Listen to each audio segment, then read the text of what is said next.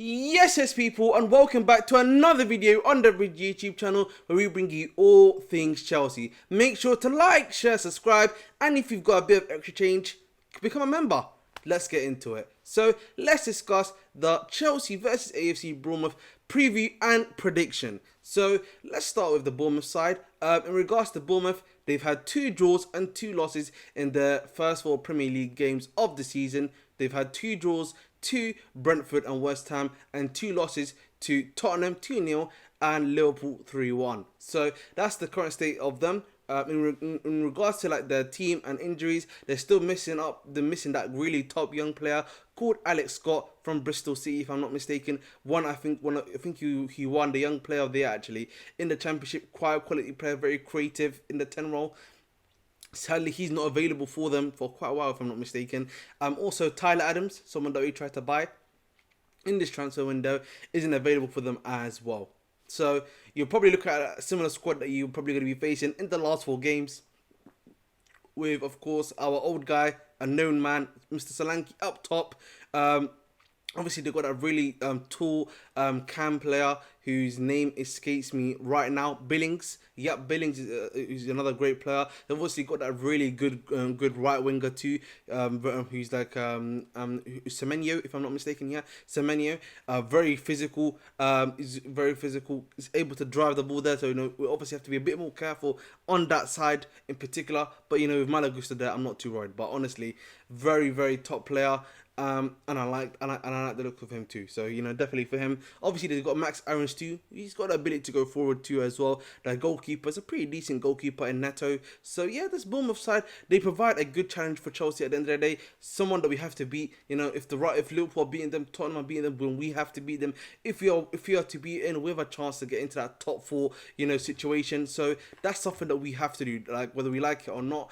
And so for me, when you look at Chelsea Football Club, obviously Mauricio Pochettino obviously had his press conference today. It seems that Chilwell will still be playing the left back scenario from what it's looking like. But over here, as you can see, that's my dream formation that I would like Chelsea Football Club to play. Again, I would have Sanchez in goal, a back 2 of Disasi and Cole, Chilwell as the left back, Malo Gusto as the right back, Caicedo, Enzo as your 2 in the pivot, with Caicedo on the right, Enzo on the left. And then you have a 3 of Cole Palmer in the middle, Sterling on the left, Madueke on the right, and then you have our boy Nico Jackson up top. That's the plan for me personally. I think that provides the right balance. That's the sort of formation and team that we were playing in pre-season, where it worked, and you can find a situation to allow the wing backs to invert into midfield, and that would work immensely with our wingers who are very much wider wingers, not necessarily inside forwards, guys that like to have the outside range and inside play and outside range and to do all the stuff they want to do. So yeah, man, that's what I'd probably want at the end of the day, and that's the formation that I would like to go with. Now, in regards to the formation, I'm happy with that formation at the end of the day. 4-2-3-1, whether we like it or not, it's a good formation. I think it just works. It's just about having the right balance of both attackers and defenders on the team, and making sure we're playing the person on the right places, and making sure that the tactics work. That's all it is for me when it comes to Poch. But as I always say, let's talk about the reality of the situation. Reality situation is that we're going to probably play the same squad, as you can see here. Again, I've said Sanchez in goal, Disasi and Thiago Silva will make up the back 2 for you, and then you have Gusto as your right back, Levi Cole as your left back, and then guess who's in the 2? Caicedo, Gallagher, Enzo in the 10. You have Chilwell in the left wing, and then you have my boy Sterling on the right, Nico Jackson up top. Now, I know many people are not going to like that. Believe me, I'm not a big fan of that either personally, but that is probably what we're going to be playing. I also think part of the issue is that because there's been an international break, I'm pretty sure a lot of the time, this is the only formation that you probably play. This is the one that's the most known as well. So I don't think it's going to be changing that sort of thing anytime soon at the end of the day. So that's the main reason why for me.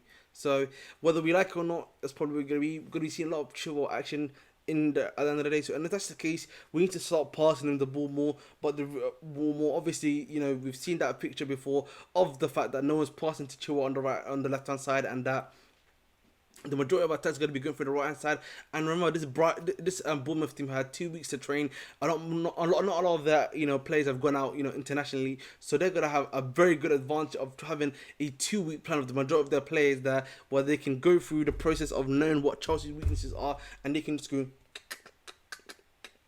We know all of that. Okay, let's focus on them, and we can get it there. And we know, even though we have, of course, beaten them, quite a few times. They've beaten them quite a few times at Vitality Stadium. They're also very good at Vitality Stadium against Chelsea. Obviously we beat them there 3-1 last time under Frank Lampard, but at previous times that's not been the case at all. So we need to be careful on that one. So at the end of the day, when it comes down to it, so we need to be careful. We need to make sure at the end of the day that we understand what is going on as well in regards to that situation.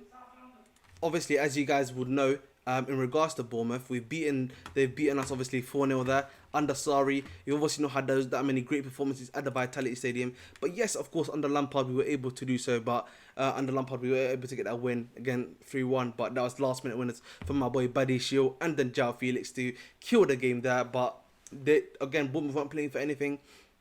They already got in their 40 points, they were safe. So now it's up to us there to go there and be killers. So for me, there's a few things I want from this game. Killing mentality. We need to be scoring more goals. I want to see some goals again from Nico Jackson.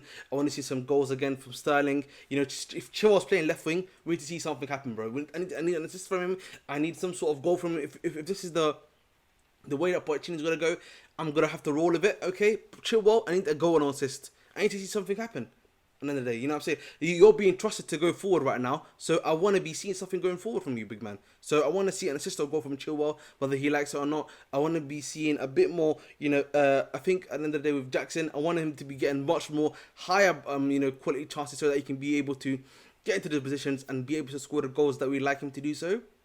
I also think, for me, if we're looking at the situation too, there's some things that I would also like, which is that in terms of defensively, I want a clean sheet as well in this game. You know what I'm saying? I want to make sure that both Disasi, if Thiago Silva's going to play, and Liverpool are able to provide that, clean sheet that we need. I don't want any goals, you know what I'm saying? I want, against particularly this Bournemouth side, no goals should be allowed. You know what I'm saying? This is a time where you get a clean sheet, you look good and strong in defense, and you build a partnership up as much as possible. There's only, like as I said to you before, 3 green guys you might need to worry about, right? If you're being honest, that is of course Billing, Solanke, and Semenyo. Those guys, other than that, man, I'm not really worried about anyone else in that team.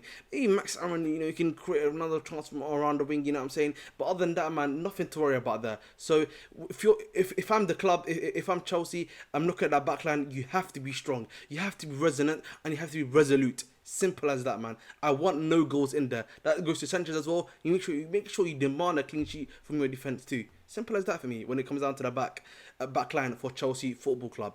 And in regards to, obviously I've spoken about the back line. I've spoken about going forward. Midfield, I want us to be more midfield in regards to midfield, and I think again the whole team in general, high tempo. I want faster passes. I want us to be more incisive.